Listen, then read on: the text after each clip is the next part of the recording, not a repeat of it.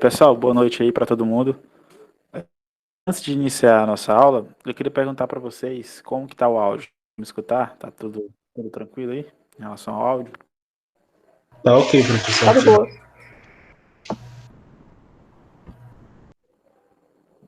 Beleza.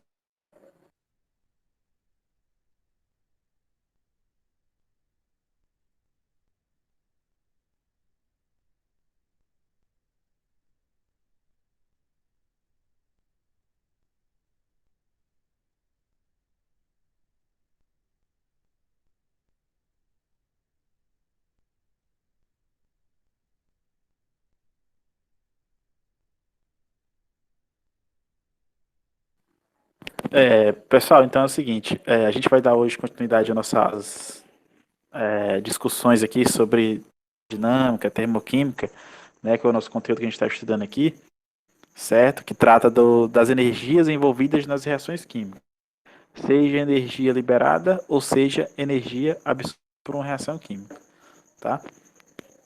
Na aula passada, a gente abordou a primeira lei, né, da termodinâmica, que ela fala que a energia ela, ela não é criada nem destruída, ela é apenas transformada ou ela é conservada, né, no sistema em relação às vizinhanças. Ou seja, a gente tem as trocas energéticas, que elas só podem acontecer sob forma de trabalho e calor, e aí a energia global ali do universo, entre o sistema e a vizinhança, ela se mantém constante, porque a energia não é apenas trocada entre o sistema e a vizinhança ou vice-versa.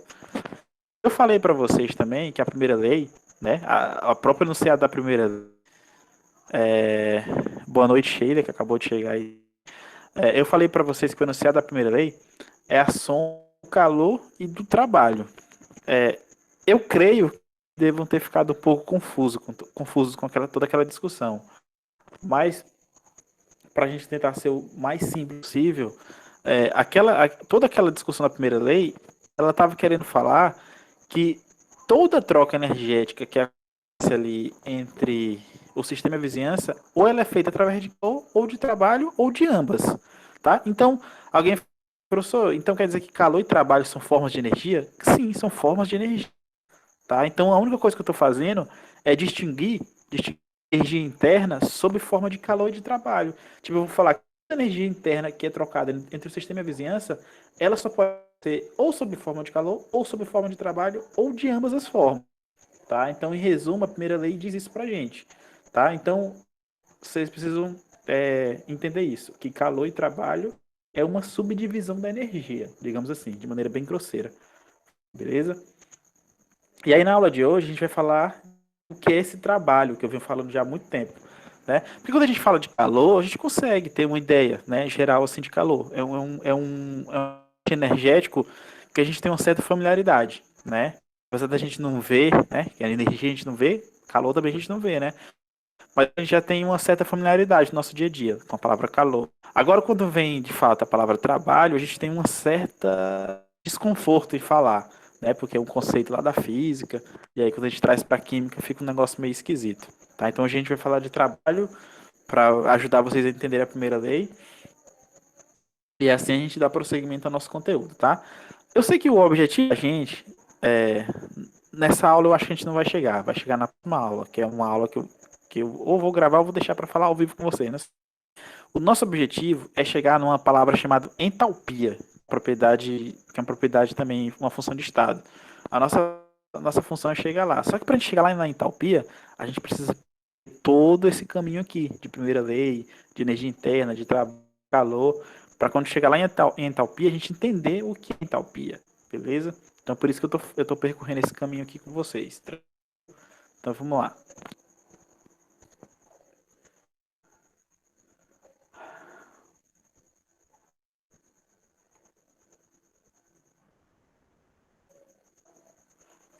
Certo, então vamos lá. Deixa eu pegar aqui uma caneta para me marcar as coisas que eu estiver falando aqui com vocês, tá? Beleza. Então a gente é, já tínhamos visto que a energia, né, a primeira lei, fala que a energia é igual à soma de calor com trabalho, né? E aí sabemos que o trabalho é um conceito lá da física, eu já tinha para vocês, o trabalho é um conceito lá da física, né? Que ele é igual a força versus deslocamento, ou seja, quando eu tenho um determinado objeto lá na física, né, e eu quero aplicar uma força nesse objeto para deslocá-lo, aquela força que eu apliquei e aquele deslocamento que eu apliquei, que foi efetuado após essa aplicação de uma força, foi gerado um trabalho, ou seja, eu gastei uma energia desse movimento. Então, o trabalho é uma forma de energia, tá? E ele é igual a força que eu apliquei nesse objeto, nesse corpo, e o deslocamento na qual esse corpo percorreu, que é aquele D lá, também faz parte do meu trabalho. Então, vai ser a força versus o deslocamento. A força que eu apliquei no objeto versus o deslocamento que essa força ocasionou no objeto. Então, essa multiplicação aí é aquilo que a gente chama de trabalho, do ponto de vista da física, beleza? Aqui, para química, a gente vai ter uma definição um pouco diferente, mas vai utilizar a mesma expressão matemática, porque o trabalho aqui ele está mais mesmo do ponto de vista energético, tá? Então, dentro da química, a gente tem dois tipos de trabalho. Então, um sistema ele pode realizar dois tipos de trabalho. Pode realizar um trabalho chamado trabalho de expansão e pode realizar um trabalho de não expansão. Beleza? Então aqui é classificação de trabalho. Você já sabe o que é o conceito de trabalho, né? E agora a gente está classificando esse trabalho. Tá? Então, só sempre lembrando, trabalho ele é para a gente uma energia, uma entidade energética. Tá? O trabalho de expansão vai ser o que a gente vai estudar aqui na química. E que trabalho de expansão é esse, professor? É um trabalho na qual a gente envolve variação de volume. Tá? Então, o trabalho que a gente vai estudar aqui na química vai ser o trabalho de expansão. Aí alguém pode falar assim, professor, e o de não expansão? A gente não estuda, não? Estuda, tá? Também estuda.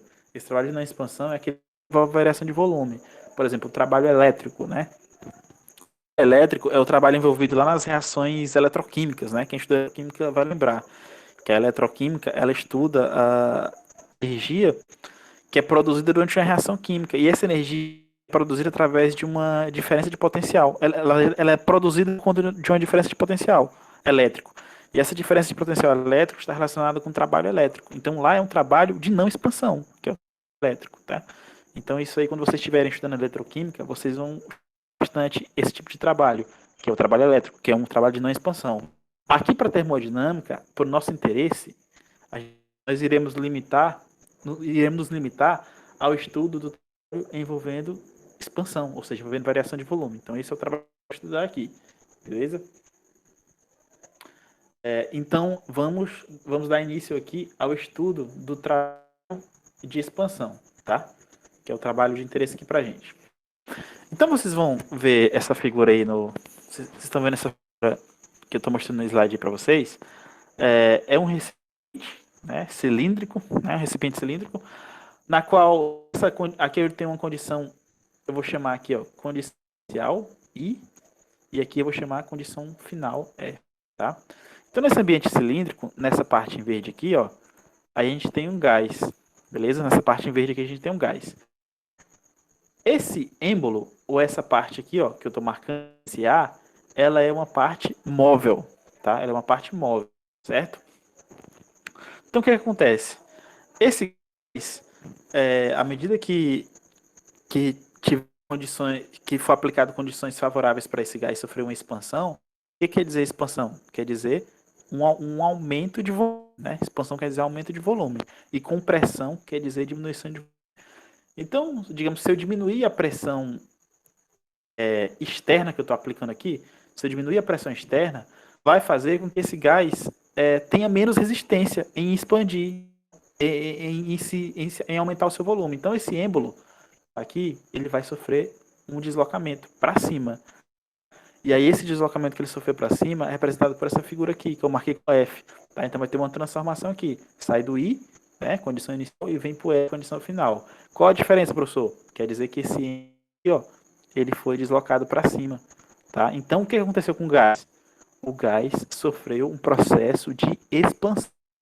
Ou seja, o volume dele aumentou. Tá? O gás aqui, processo de expansão, o volume dele aumentou. Tranquilo, gente? Até agora tá tranquilo? Falem para mim.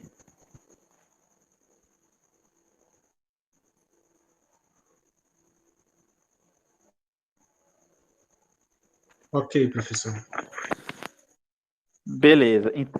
Tá, beleza. Então, esse figurinha que eu estou mostrando para vocês é uma figurinha para a gente tratar da questão do trabalho de expansão. Porque alguém pode.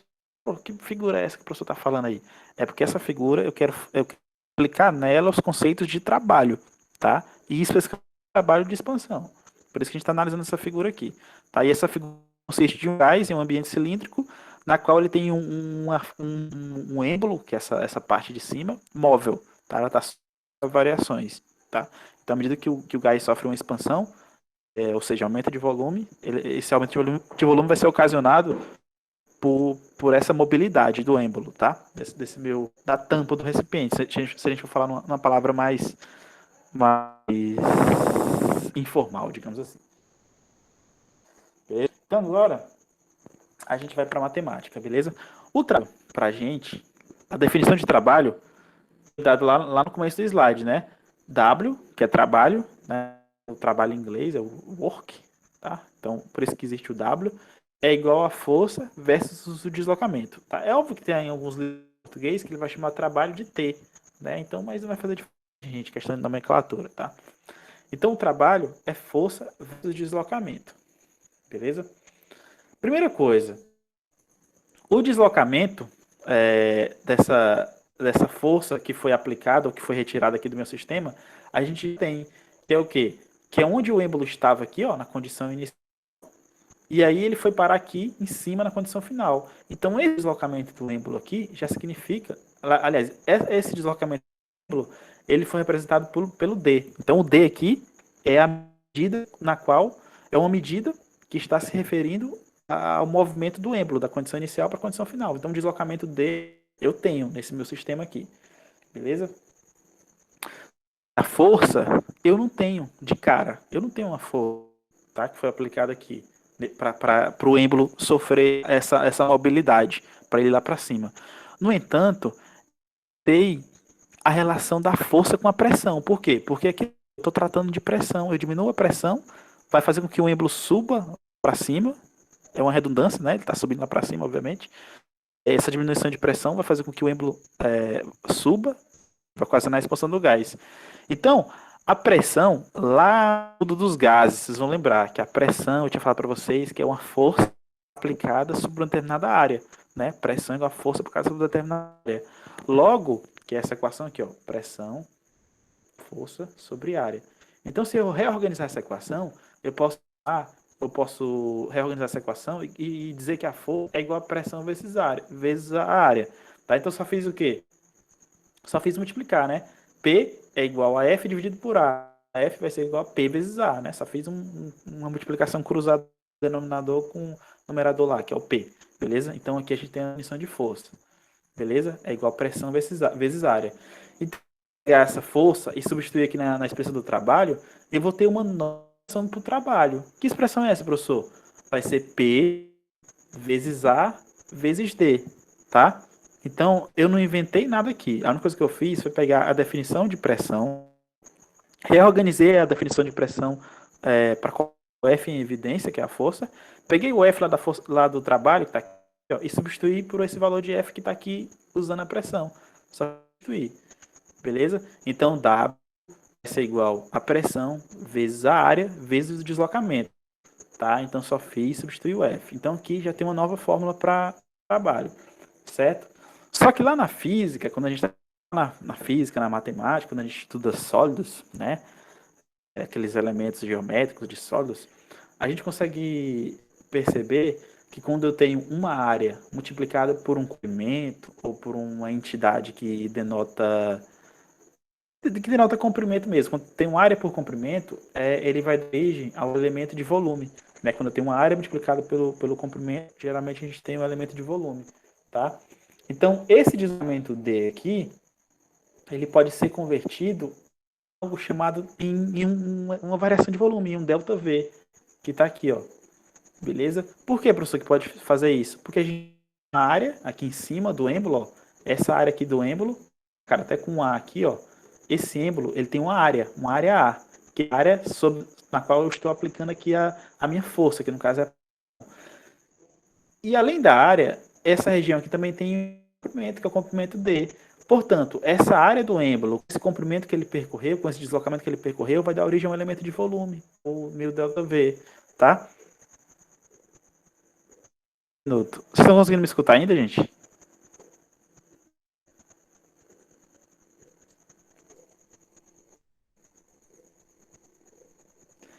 Eu acho que ele sumiu, né? Só um minuto.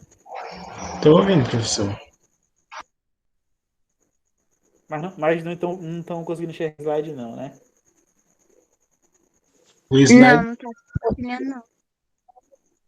Tá, só um minuto.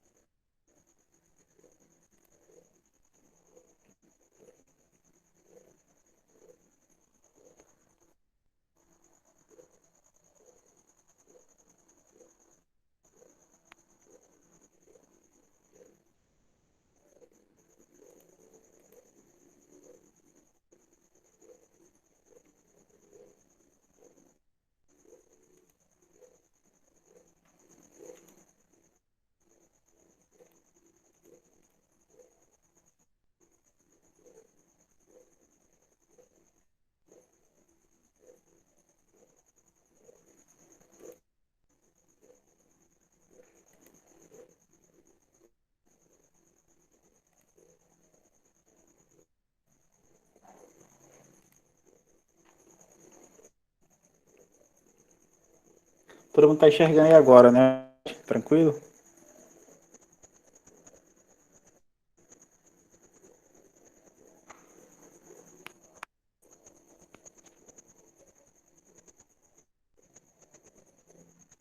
Ó, se sumiu o slide, novamente vocês me avisem o mais rápido possível, porque às vezes eu não estou conseguindo para a tela do celular, tá? Então, voltando aqui às nossas discussões. Estávamos falando aqui a respeito do trabalho, tá? Então, a gente viu que uma área, né?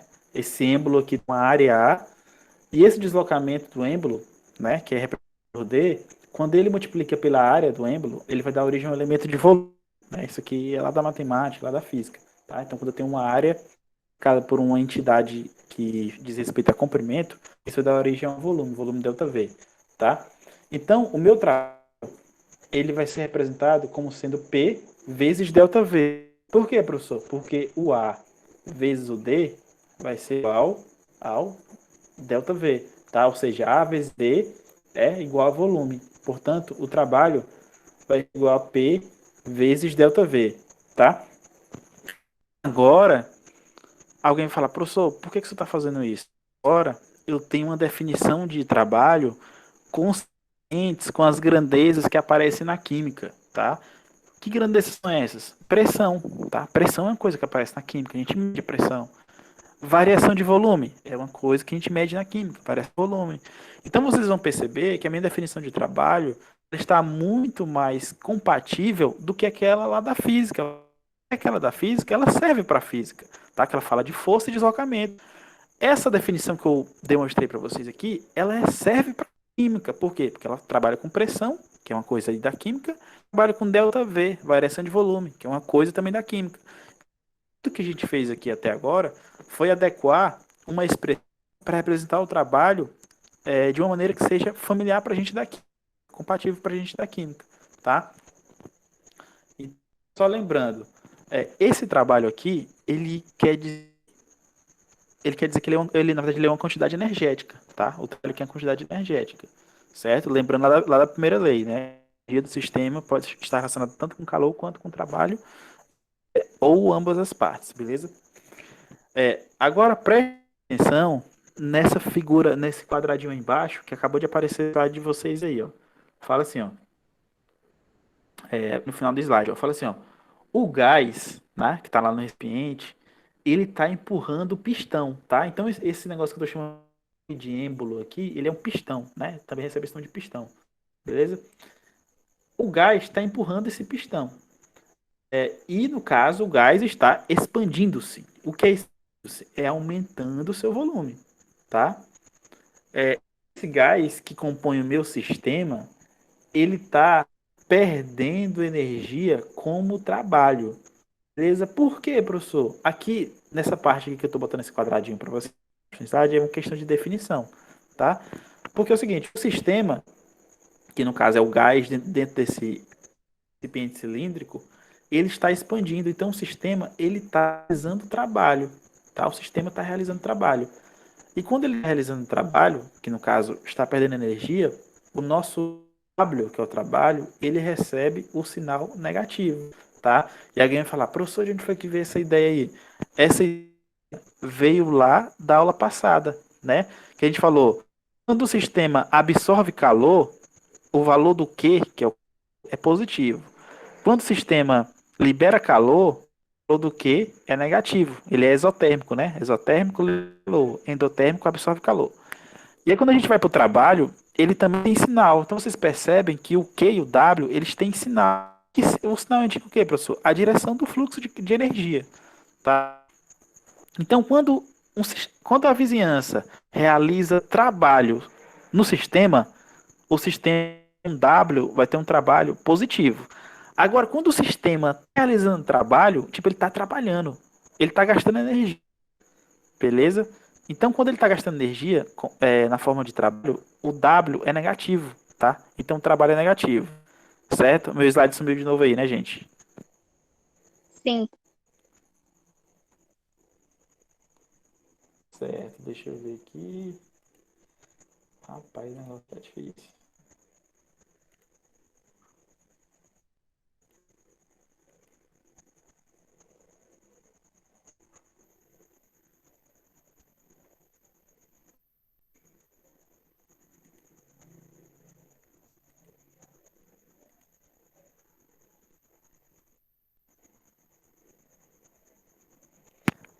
Peço reconectar aqui o computador já já com os slides aí para vocês. Mantenham a calma.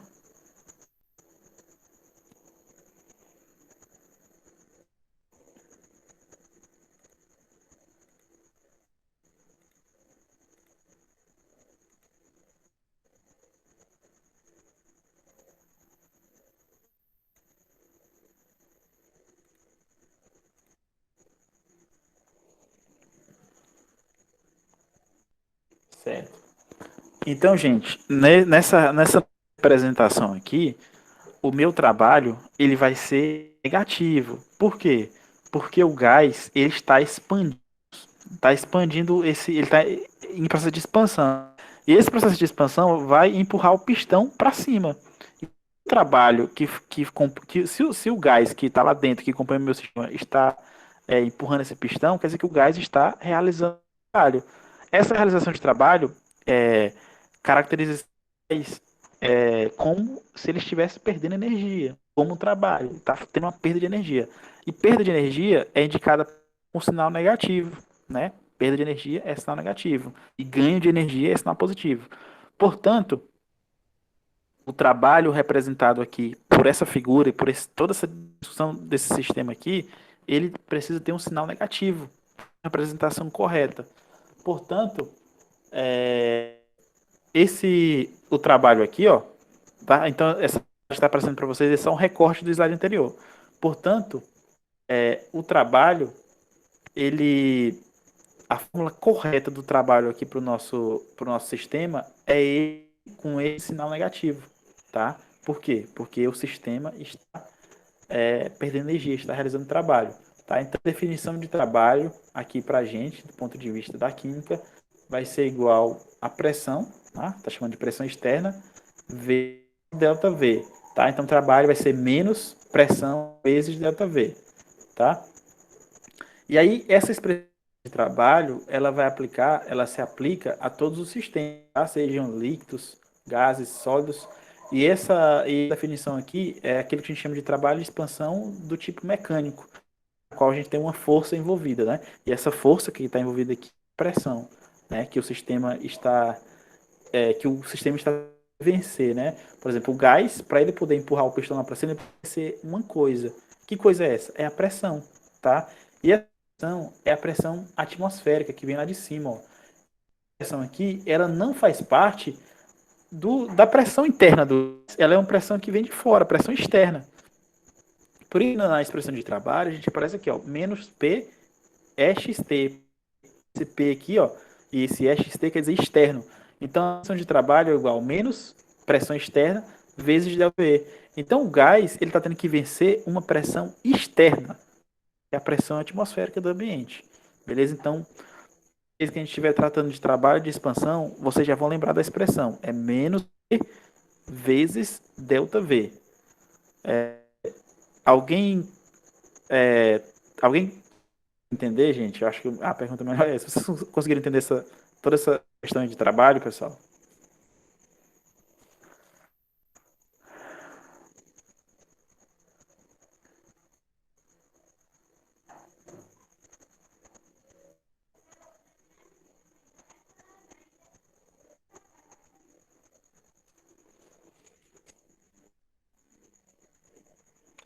Beleza, perfeito então.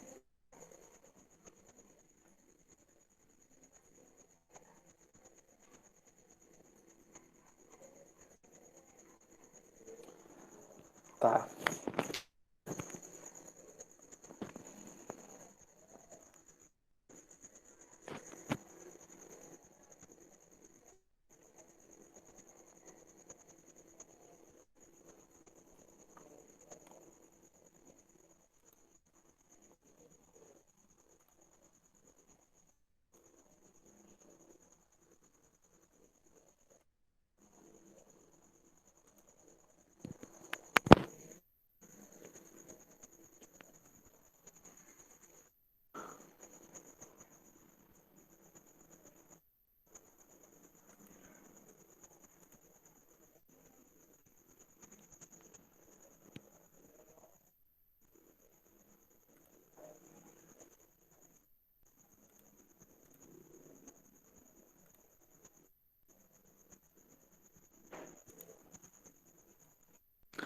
É engraçado que a internet durante o dia ela não tem, mas à noite ela aparece problema, tá?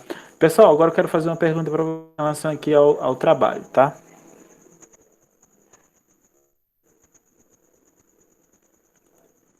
Tá, depois eu posso montar um sistema de ambos perdendo eu ganhando energia como a Sheila. Professor, depois tem como montar ali um exemplo de sistema com calor e trabalho dentro ou ganhando energia? Tem. Depois eu coloco um esqueminha para a gente comentar sobre isso. Eu não sei se nesse slide aqui tem, tá? Eu queria fazer uma pergunta para vocês, ó. Gente, o que vai acontecer com o trabalho se a gente tiver uma pressão externa zero, se ela for zero? Perguntei para vocês, o que vai acontecer com o trabalho se a pressão externa for zero?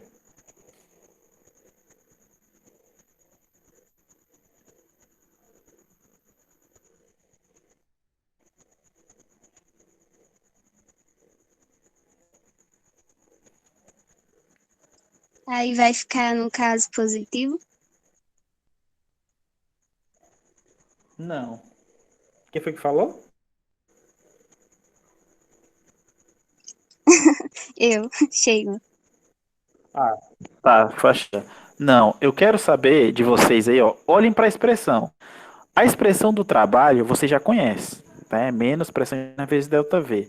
Eu estou perguntando o que acontece com o trabalho se a pressão externa for zero. A pressão atmosférica for zero, por exemplo, no sistema. O que vai acontecer com esse sistema em relação ao trabalho? Qual o valor do trabalho?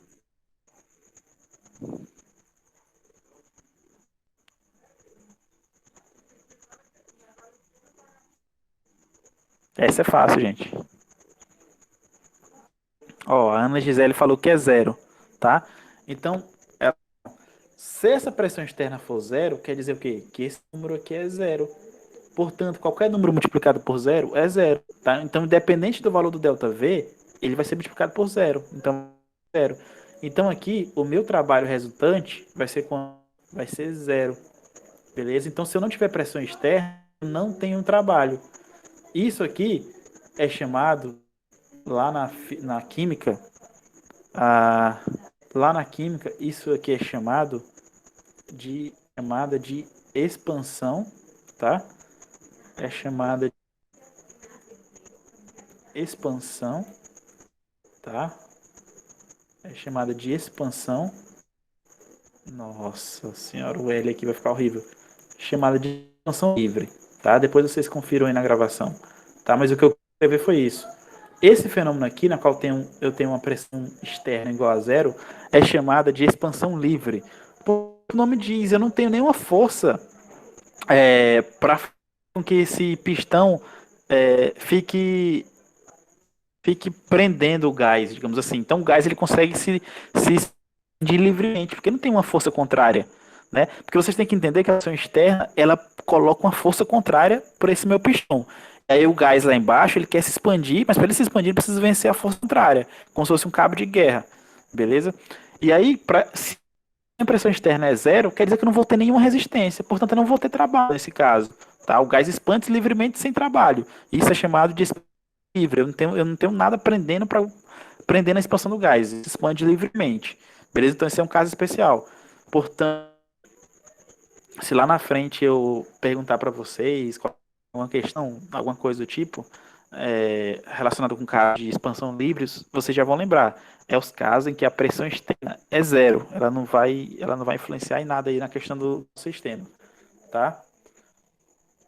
Tá, então, inclusive, estava no slide, eu que não me atentei para isso, certo? Expansão livre.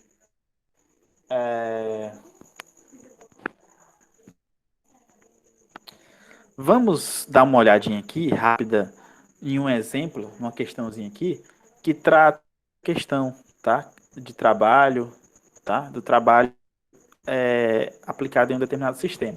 Tá? Então eu trouxe esse exemplo para a gente dar uma olhada.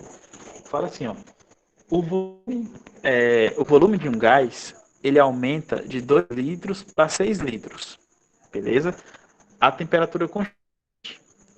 Aí pede para calcular, ó, calcule o trabalho realizado pelo gás se ele se expandir, letra A, vácuo, e letra B, contra uma pressão constante de 1,2 atm, tá?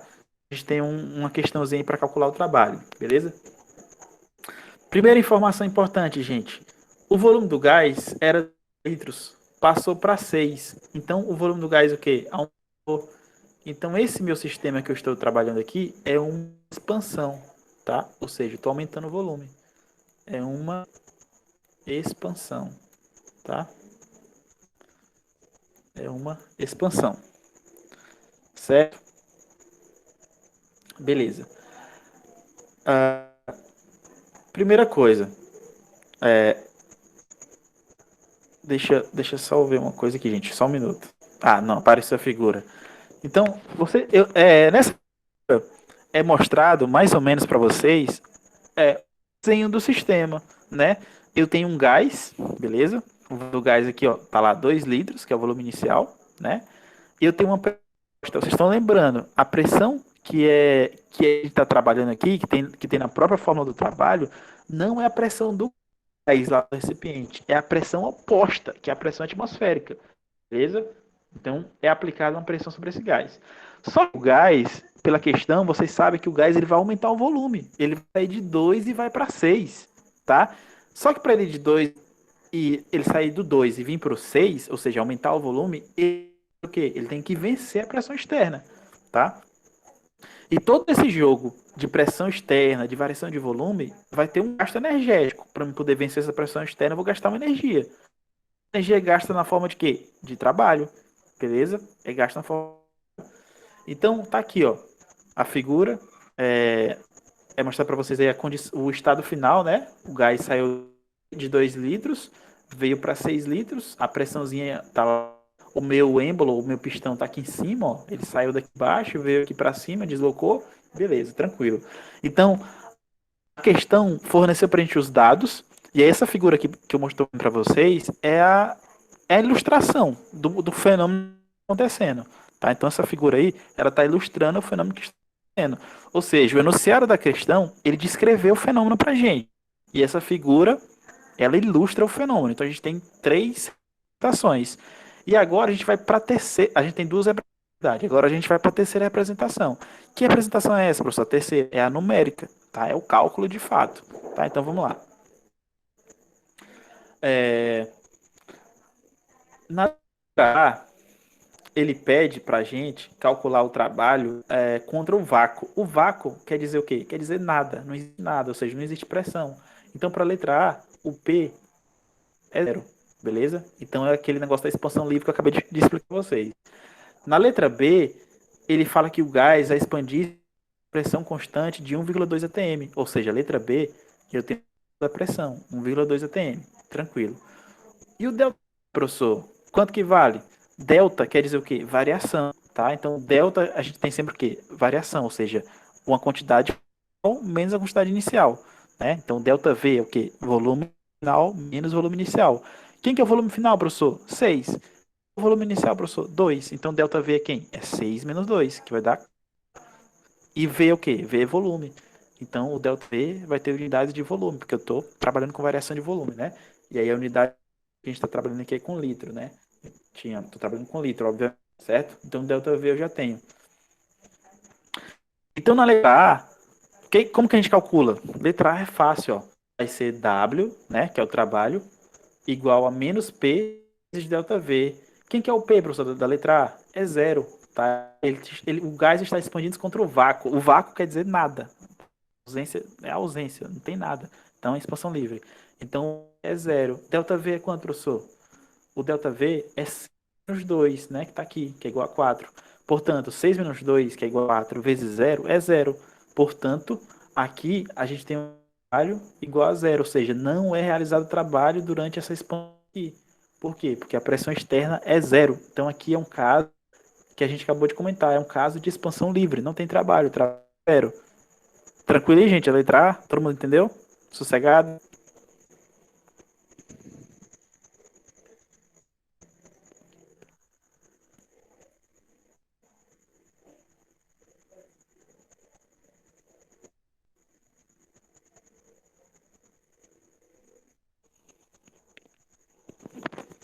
Deixa eu perguntar aí pro Guilherme, Danilo, Maria do Socorro. Todo mundo tá entendendo aí?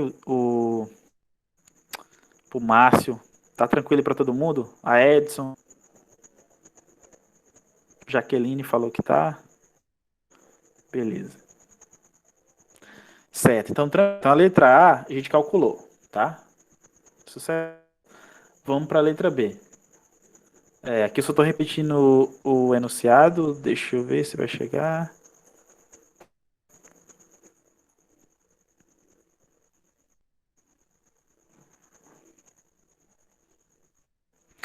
Tá, então, aí nesse slide que vocês estão vendo aí, nesse exato momento, eu estou repetindo tudo, tá? Os dados, a figura, né, a ilustração, e o enunciado da questão, obviamente. Então, agora a gente vai para a resolução da letra B. Ó, percebe que na letra B, a gente tem um caso diferente. Na letra B, a minha pressão, tá? Na letra B, a minha pressão, ela não é 0. Ela é uma pressão oposta, que é a pressão externa, ela é igual a 1,2 atm, tá? A pressão externa é 1,2 atm. Então, o cálculo vai ser muito similar ao da letra A. Vai ser o quê? Trabalho igual a menos P vezes delta V. Mas quem é o P? É 1,2 atm. Quem que é o delta V? 6 menos 2, que é igual a 4. Então, o meu trabalho, né, o W aqui, ó, vai ser igual a 1,2 vezes 4. 1,2 vezes 4 é igual a 4,8, tá? Então, o trabalho vai ser igual a menos 4,8 vezes... vai ser menos 4,8 litro vezes atm. Alguém vai falar, professor, que unidade esquisita é essa? Essa unidade, ela apareceu por quê? Porque a pressão tem a unidade M e a variação de volume tem a unidade litro. E como eu estou multiplicando duas grandezas aqui, as duas unidades também vão ser multiplicadas na análise dimensional. Portanto, a unidade aqui do meu trabalho vai ser litro versus atm. Aí alguém já vai falar, professor, mas essa unidade litro versus atm, ela não é uma unidade de energia, porque a unidade de energia que eu me lembro é quilocalorias, ou calorias, ou quilojoule ou joule. E aí você tem, quem tiver isso tem em partes razão, em outras não. Tá? Porque na verdade, se você pegar o litro vezes o ATM, ele também é uma unidade de energia. Só que ela não é uma unidade de energia do sistema internacional, tá? E aí toda vez que aparecer essa unidade, litro versus ATM, vocês vão utilizar esse fator de conversão aqui na tela. Está aqui no slide lá em cima, ó, tá? Então, gravem ou anotem quem tiver com caderno, esse tipo de coisa. Foto, tira print. Se bem que eu vou mandar o slide para vocês, vocês vão ter essa informação.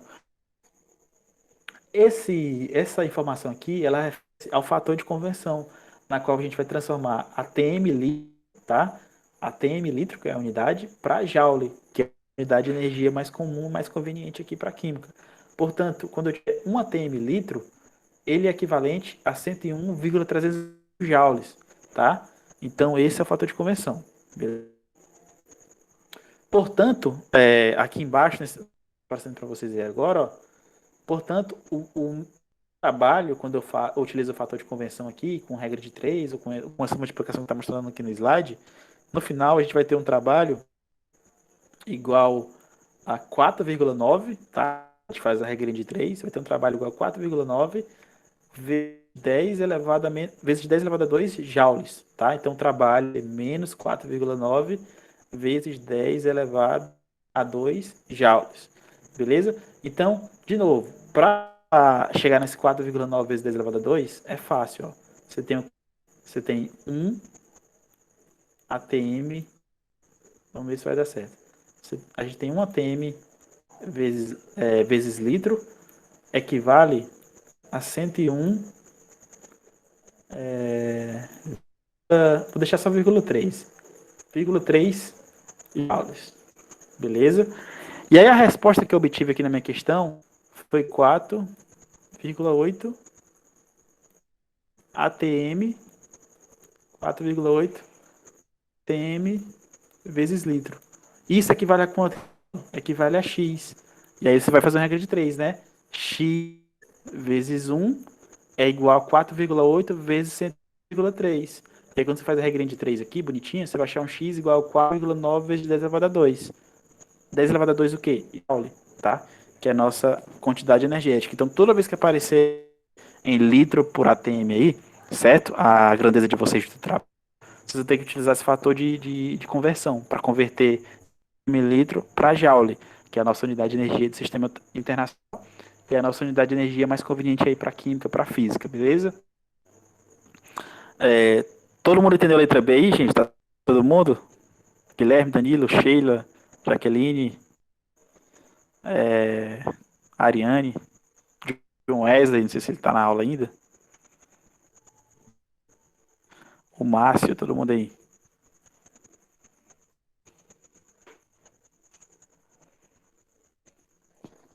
Beleza.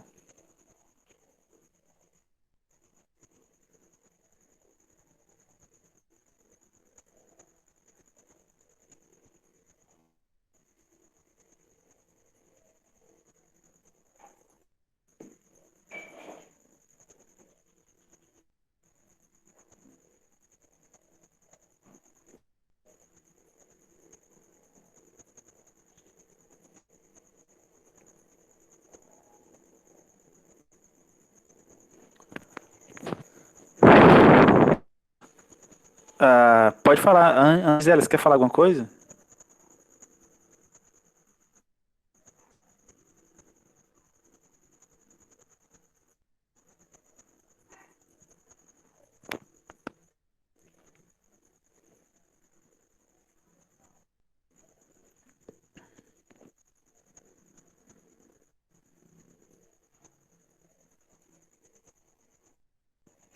Tá aqui, ó.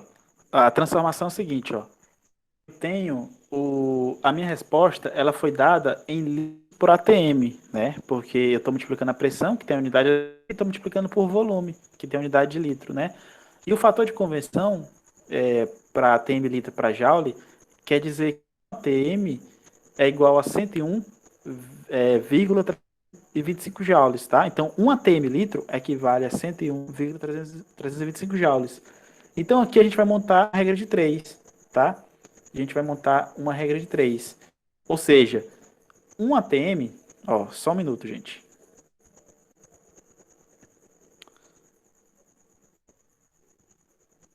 Só um minuto.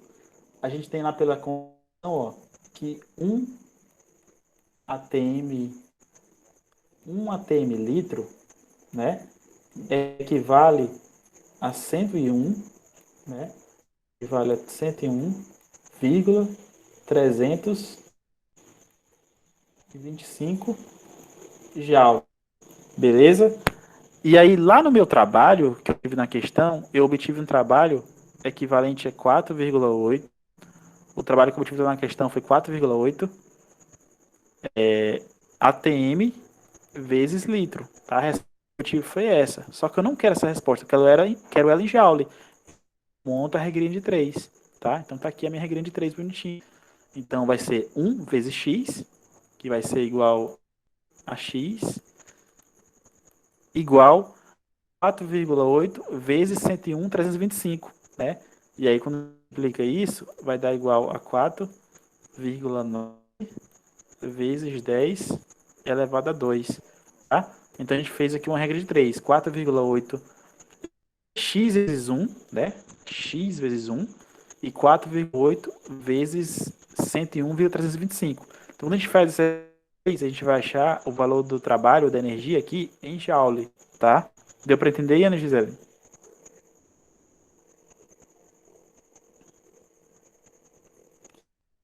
Tá, então agora só um minuto. Só um minuto que eu preciso descartar esse negócio aqui.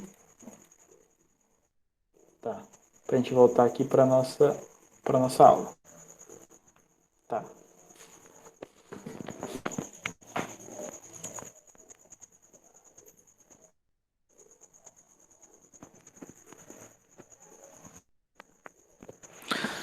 Beleza. Então, nesse exemplo agora que eu vou mostrar, nessa próxima questão, talvez seja o exemplo que a Sheila tinha comentado aqui, que ela pediu para me mostrar um exemplo de um sistema de trabalho, ambos perdendo ou ganhando energia, né?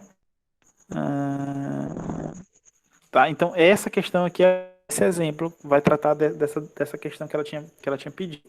Então fala assim, ó, vamos rápido, a gente não perder tempo. Fala assim, ó, o trabalho realizado quando um gás é comprimido em um cilindro, conforme mostrado na figura 6.5, é 462 joules, tá? Então já vou aplicar com calma. 462 joules o trabalho.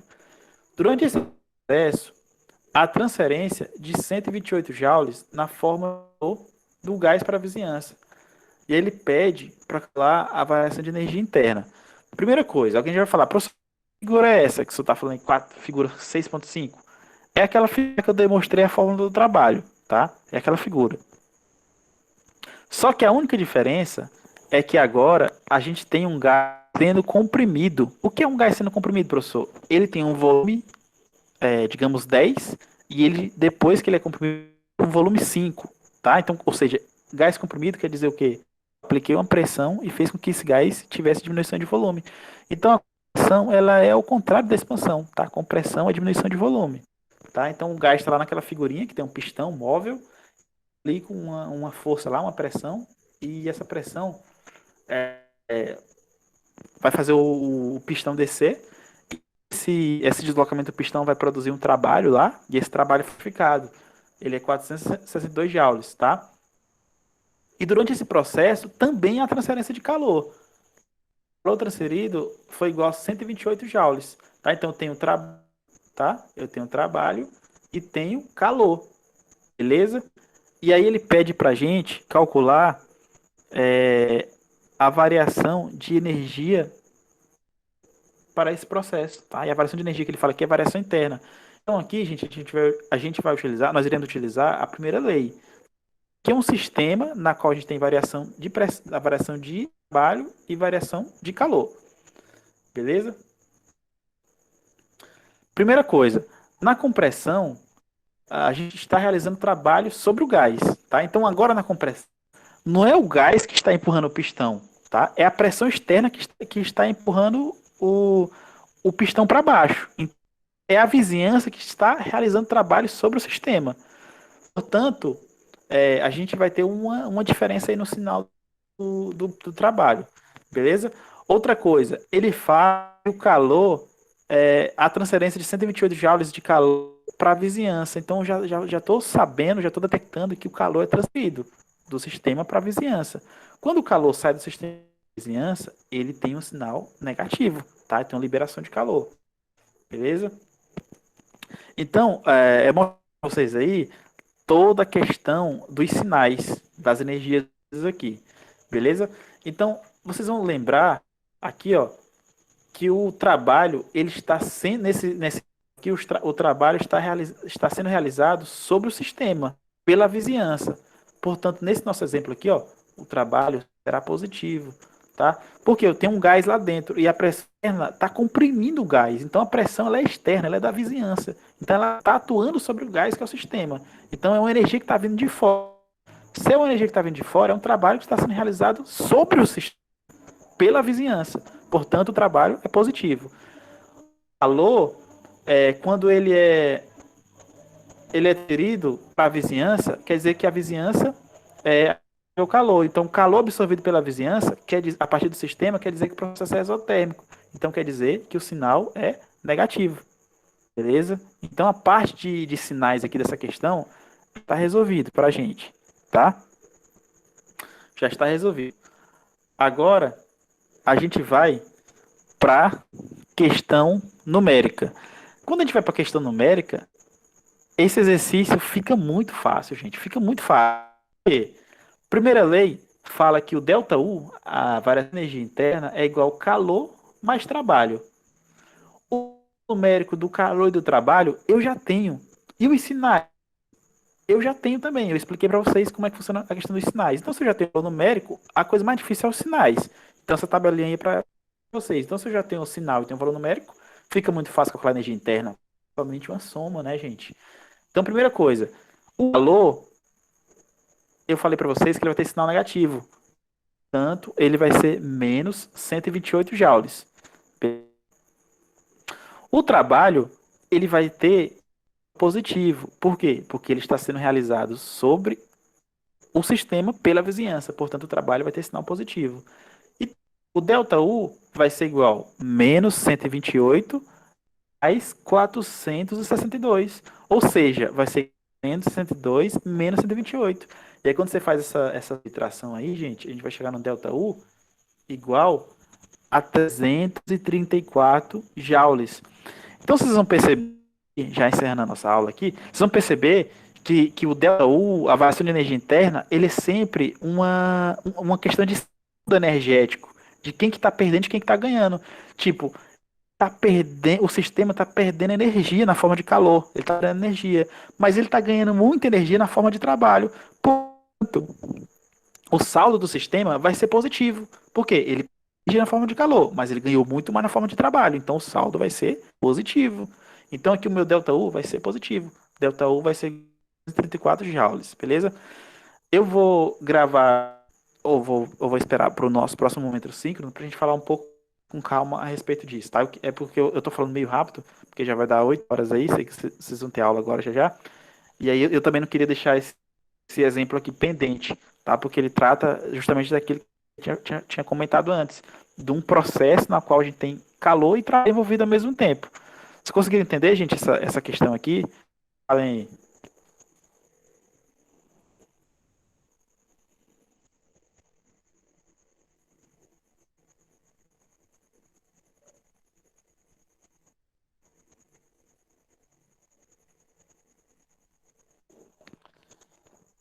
Beleza, gente. Então, eu tô em a aula de hoje, tá?